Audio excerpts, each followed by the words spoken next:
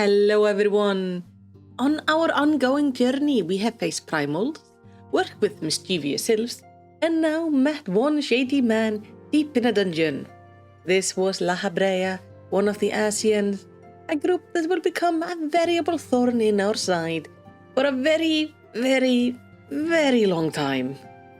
In fact, to me, they are the most frustrating and fascinating part of the Final Fantasy story. And now it is time for us to go Asian hunting, and with it, get to know the people of Little Ala Mhigo better.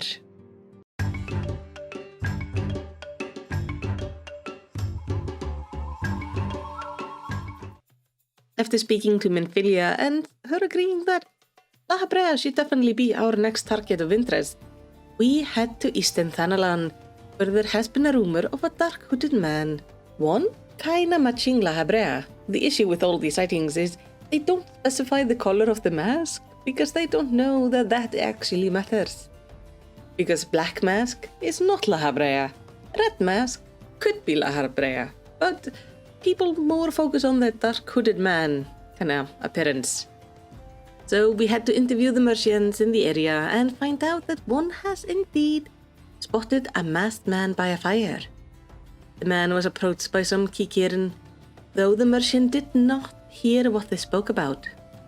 Still, he does theorize that perhaps if he would start a fire like that, we might arrange a similar meeting. So off we go to do just that. We start some fire, expect to find some Kikirin, but instead we are approached by a member of the Corpse Brigade. Now this guy being here is unusual. They actually live around southern Thanalan. It is an old group from Ala Mhigo, and currently they are little more than bandits, mostly attacking the people of Little Ala Mhigo and those in the Ala Mhigan resistance. But with him dead, we have to find another clue. We do find a paper on this person and take it back to the merchant.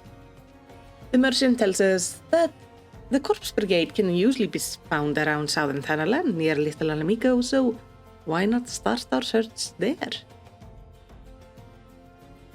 And as we head to Little Ala Mhigo, we must gain some basic understanding of the people who live there and their situation.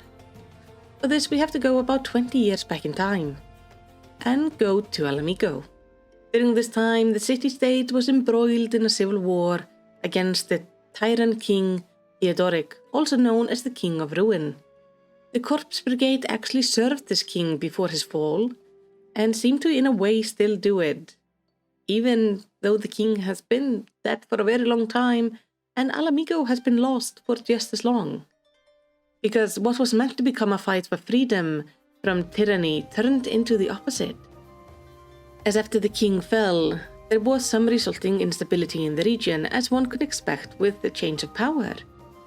But this is where the Garleans come in. They saw this as their chance for invasion, and it was the 14th Imperial Legion under Gaius von Belsar who invaded and took over the land.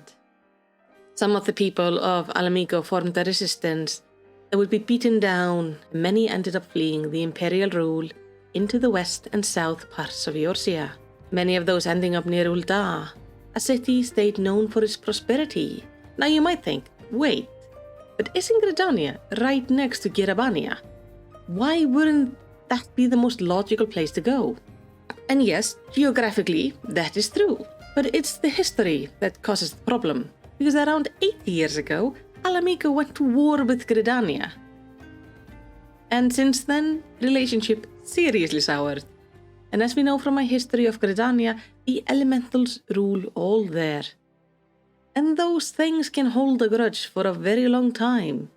So they were not keen on letting some refugees from Ala Mhigo just move into the forest. And the people of Gridania are not ones to go against the elemental wishes. So the refugees were forced to move on, a big portion of them ending up around Ul'dah. But life in Ul'dah is not fair. Those with coins live well, and those without suffer. The arrival of a large number of refugees from Ala Mhigo created a new class of citizens, those who were not accepted into Ul'dah society, and often relegated to live in slums and refugee camps around the city. And while some of the refugees managed to adjust to Ultan life, that was the exception rather than the rule. And this is where the founding of Little Ala Mhigo comes in, a home for those unable to adapt to Ulta customs and life. This is the home of the Ala Mhigan resistance in Eorzea, with the goal of one day freeing their homeland. Though they're not fully alone, they do still work with the Immortal Flames, the Grand Company of Ulta, as Little Ala Mhigo is located pretty close to the sacred land of the amalj'aa. So in trade for supplies from the Immortal Flames, they allow the Immortal Flames to also hold a presence there and use it as an outpost towards the movement of the amalj'aa and as an early detection sign for if Ifrit is about to be summoned. These are the people Lahabrea may have been in contact with, and these people are not very keen on outsiders, which is something we learn quickly as we arrive and try to speak to one of the leaders, and we're just pretty much shooed away. Realizing there's not much we can do right now, we head back to the Waking Sand to ask Menphilia for advice. And she does have an idea, as a man named Heribert is a member of the Science, and he used to be part of the Ala Mhigan resistance. We go speak to him. Sadly, his name doesn't really hold much credit anymore within the resistance, as in their view he kinda betrayed them by joining the Science, even though he still shares the same goal as them. But he does point us to a woman named Albreda, who lives in Quarry Mill, who might be able to help. And this is one of the very few Ala Mhigans we can actually find in the Black Shroud. But she has started making her life there, seems to have been accepted by the people and the elementals. What is though quite alarming is that when we meet her and mention Heribert's name, it does not invoke any happy thoughts. In fact, it seems like those two used to be in a close relationship, and she views him as having abandoned her. And just, yes, she's one angry woman. Thankfully, she does not make this our problem, and instead tells us that the captain of the resistance is in Quarry Mill. What?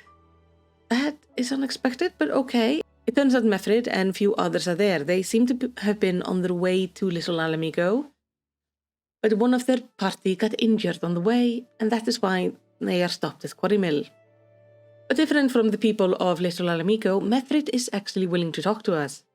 And just as we're about to explain why we're here, one of his soldiers comes running over, telling us that a man in their group is getting worse. Galleon is the man who got injured some time ago, and now the wound is festering and he's burning up with a fever. Mefrid is enraged, telling us that they stopped here because they need medicine for him. But they have been turned away even when he went down to his knees and begged. But maybe if we could help, maybe if we could talk to Albreda, as he knows the people here, maybe they could be convinced to help us. And we don't want the poor guy to die from infection, so we head over to talk to Albreda about getting some medicine. But we are turned away, as the elementals do not want them there, and Albreda is not eager to risk her place. So we return to Mefrid, who does come up with a plan. In Ala Mhigo, there was an old traditional remedy with some potion purging properties, but for it we need ground antelope horns. So what we must do is go find 4 antelopes, get their horns, and head over to Buscarons, who has the equipment to grind them down. We do know Buscaron doesn't turn anyone away, so at least we can be sure he is gonna help us. And honestly, the elementals can kiss my tiny white mage ass. I'm not about to let this guy die because of a war that happened several decades before this guy was born. It's just not fair. So off we go to murder some antelopes and drop by Buscarons to get them turned into something useful. And it turns out Buscaron actually is familiar with the remedy, as years ago when he was dealing with a festering wound, an Ala Mhigan friend of his used it to treat him. Since then, he's always kept a supply, so he happily takes our horns and just gives us the supply he has, allowing us to quickly head back. But having the medicine does not mean our troubles are over. As it turns out, Galleon has left. What follows is a quick search for the man who didn't really manage to go very far, and he tells us that he has planned to leave and hide, so his brothers could simply move on. I don't think he's quite understanding how bloody dedicated these guys are to one another. They are all united in their war against sweaters, and no bare chest will be left behind, thank you very much. So Galleon is taken back to town for healing, while we finally can tell Methrid why we are here. Methrid knows the leader of Little Ala Mhigo is Gundobald, and while the man is very stubborn, he is also one that is reasonable. So he writes us a letter of introduction, explaining what we have done, and sends us on our way. And finally, we got our foot in the door. We head back to Little Ala Mhigo, we hand the letter to Gundobald, and finally, he is willing to talk to us. So we ask him about the masked man, and he apparently has heard reports of a strange masked person appearing around Little Ala Mhigo. And more alarmingly, the younger members of the resistance have been meeting him in secret. Now, it is important for us to note that with the fall of Ala Mhigo being 20 years in the past, the younger members of the resistance are those who were just children during the time. They have barely known other life than being refugees. They are angry and eager to reclaim their homeland, to change their lot in life. But they are also young and inexperienced, and lack the understanding of the horror of the previous revolution and the sacrifices that come with waging a war like that. They see no future in their current place, but feel like there is no progress being made to reclaim their home. They're desperate. And as we have learned, desperation is not a good thing, especially if an Asian is about. After some snooping around, we are approached by one of the members of the camp and told that Wilred, who is sort of a leader of the younger members, wishes to speak to us. Hoping we might get some answers, we go for a talk. Though we are just attacked by many of the youth around here, we do manage to take them down, as we are experienced fighters and they are not. Wilred gets angry and warns us that there is nothing we can do to stop them. They plan to obtain the power to bring down the empire, and that they will reclaim their homeland. We return to speak to Gundobald, but just as we do, a young woman enters injured. She was apparently kidnapped by the Corpse Brigade, taken to their hideout, and they did some horrible things to her while mocking her. When she's asked if anybody else knows, he tells us that Wilred met her on the way in, and the young man became furious. Gundobald is worried Wilred and the other youngs might do something rash in their rightful anger. So he asks us to figure out their plan. We go around the area, gather up some evidence, and realize that their plan is really, really bad. Wilred and the others plan to summon a primal. They're trying to summon Ralgur, their god. But to summon a primal, they need crystals. And those crystals they plan to steal from the amalj'aa in the area. And that is a terrible idea, because these are untrained and inexperienced fighters. They have no understanding of how dangerous the amalj'aa are. In fact, Gundobald is pretty sure the younglings will be massacred before they even get close to the crystals. So we rush out with Gundobald and soon find Wilred and the others fighting the amalj'aa. We managed to take them down, but many youngs were lost that day. Wilred still wants to go and get the crystals, but Gundobald stops him, explaining to him the price of summoning. That by doing so they would become tempered. And Wilred is horrified. We learn that Lahabrea was the one that told them all about the summoning. That's how they could summon Ralg and defeat the Empire. But he also left out the rather vital information of the cost. We return to Little Ala Mhigo with Wilred and many of the other youth safe and untempered, but many have also been lost. And we are back to square one. Lahabrea seems to have moved on, but we don't know where. So we are forced to head back to the Waking Sands to plot our next move. And while in a way it feels like a defeat, we should also focus on what we have gained. We have earned the trust of the people of Little Ala Mhigo, a group that is notoriously hostile to outsiders. We have learned that Lahabrea seems to be pushing people to summon primals for some reason. So as we go rest, I want to thank you for watching this video. If you like it, please do the good YouTube stuff, as it really does help with the algorithm, and also any comment just makes me ever so happy. And then maybe click one of my other videos on the screen, or check out some of my playlists. There is plenty more lore for you to explore there.